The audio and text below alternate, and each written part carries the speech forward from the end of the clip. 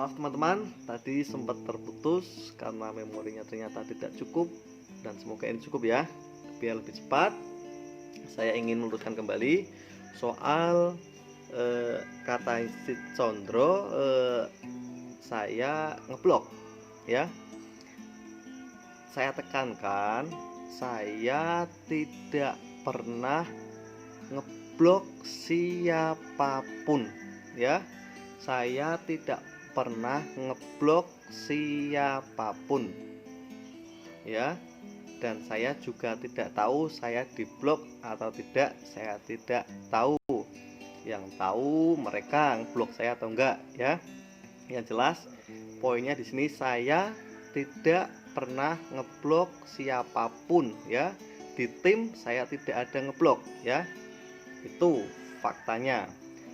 Terus soal ada yang membahas tim yang keluar itu karena soal keuangan. Saya pernah ditanya seperti itu dan saya baru dengar di situ, dan saya tanyakan siapa yang bilang itu dan tidak dijawab ya. Dia mau klarifikasi tapi tidak jelas, jadi percuma saya anggap ya. Terus soal grup yang ada di luar ya, subscriber yang membuat grup di luar itu bukan kendali ataupun bukan urusan tim ya. Jadi salah satu tim tidak ada yang bisa mengurusi ataupun tidak ada yang bisa ikut campur soal subscriber ya. Itu kalau di sosial namanya itu fanbase ya. Itu hal wajar ya. Dalam satu wadah itu ada grup di luar fanbase, itu wajar. Terus soal kaos ya, saya jelaskan di sini ya biar jelas. Si Putri Art Tegal ya itu membeli kaos, dan sebelumnya juga sudah diterangkan kaosnya tidak ready, masih ada pun di luar negeri, dan Putri pun bersedia dan dia ingin kaosnya dan menunggu. Nah, dan Putri pun sudah dikasih tahu kita sudah tidak produksi dan cuma ada di luar, harus menunggu. Seperti itu ya teman-teman ya. Itu Putri pun sudah klarifikasi dan sudah ngomong baik-baik sama kita, sama saya perwakilan sama saya ya.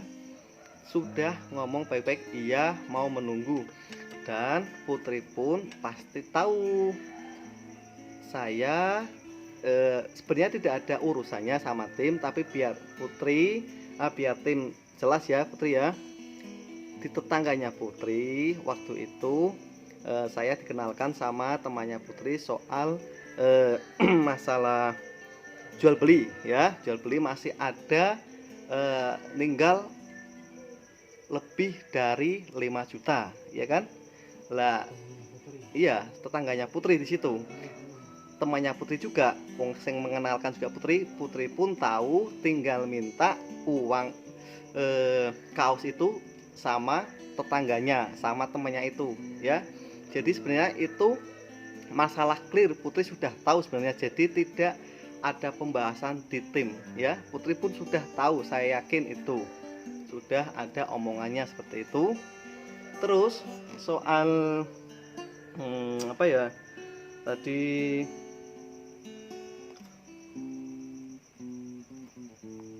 saya apa ya teman ya tadi ya. Mungkin kalau ada yang kurang bisa chat lah ya, atau japri saya apa yang perlu saya klarifikasi lagi biar urut. Soal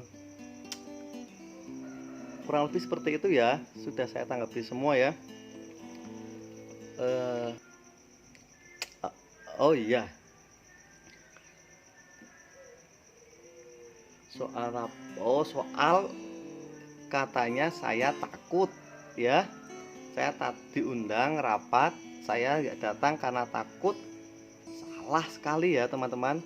Kenapa saya takut? Wong saya isi rapatnya saja sebelumnya tidak tahu, kenapa takutnya kenapa ya? Jadi itu sangat jauh dari pikiran saya. Kenapa saya malas datang rapat? Itu sebenarnya statement mereka sendiri. Mereka sudah tidak mau ada rapat-rapat lagi.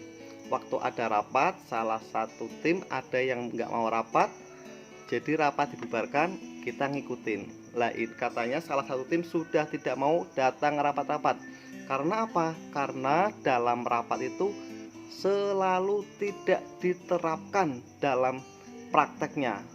Dalam keputusan rapat selalu disetujui tapi tidak pernah diterapkan atau tidak pernah dipraktekkan.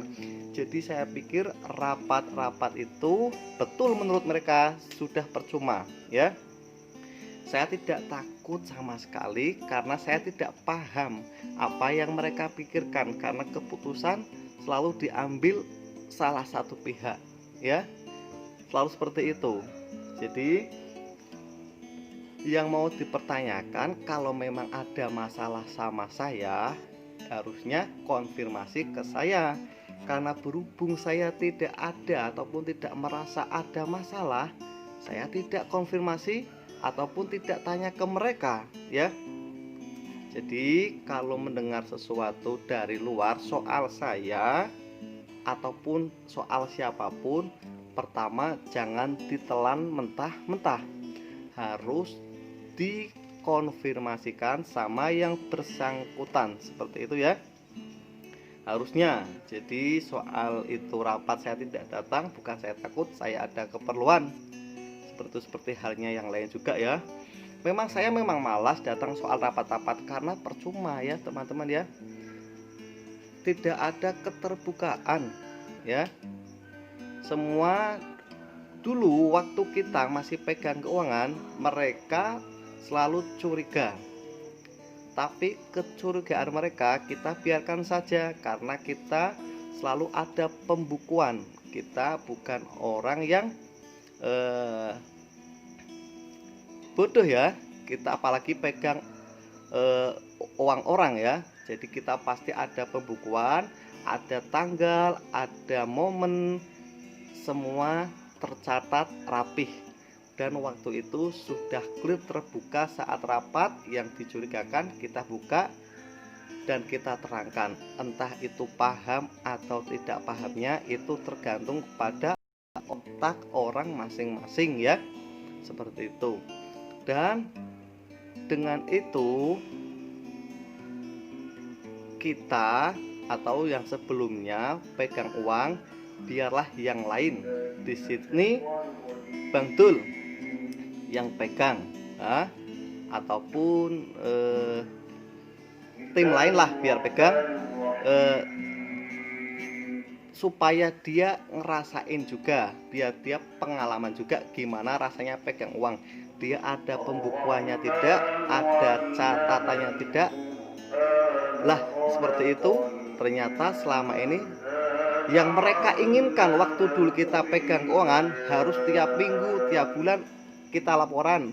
Ternyata yang mereka keluarkan seperti itu, waktu dia pegang keuangan juga tidak ada laporan. Dan itu kita tidak masalah, karena kita berpikir positif, pasti uang ataupun kas tersebut digunakan untuk channel. Jadi saya pikir tidak masalah ya. Tapi jadi bisa berpikir sendiri ya gimana rasanya pegang uang ya. Jadi jangan asal bersuudzon ya. Soal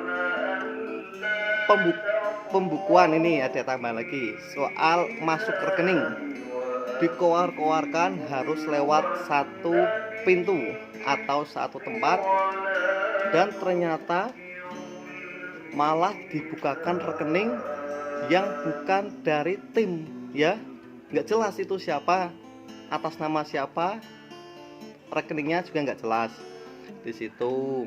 Jadi kita sih nggak masalah, tapi kenapa melibatkan orang di luar ya, seperti itu.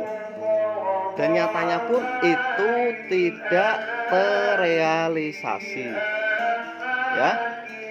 Sebenarnya soal masalah keuangan kita tidak pernah mengungkit ataupun kita tidak pernah bersuudzon, karena kita selalu berpikir pasti itu buat channel, seperti itu ya